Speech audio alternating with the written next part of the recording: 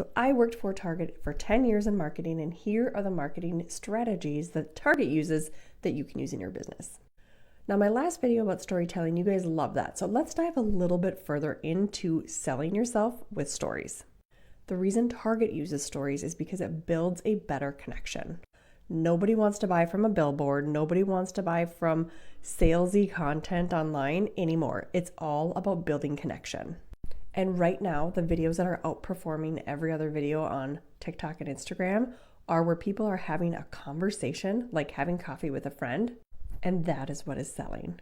So let's talk about how to break that down. So starting with a story. Now, this can be a story that either you have, your personal story about your product or service, or it can be a client story. The point of the story is to show the transformation. Where did you start? What was the problem that you had to overcome? How does the product or service that you have created solve the problem that you had?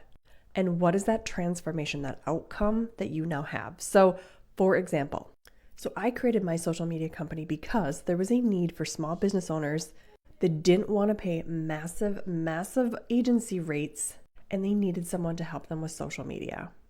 My rates for my clients are extremely reasonable, and they get results.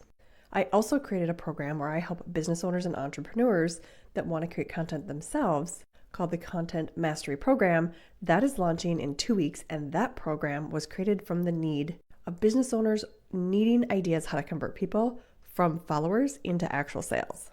Now, I'm just telling you the need of my audience, and this is things that came to me over and over and over. People were asking, hey, how do I do this? How can you just do it for me? And I'm like, okay, I need to have 2 facets to my business. That is what you need to lean into. You need to lean into the story where you started, the problem you solved, and the outcome you get. And I didn't even share the best part, which is the outcome. I recently had a student who was making about $3,000 to $4,000 a month on her social media content on TikTok. She hit $60,000 last month using exactly what I told her to do. This is stuff that works.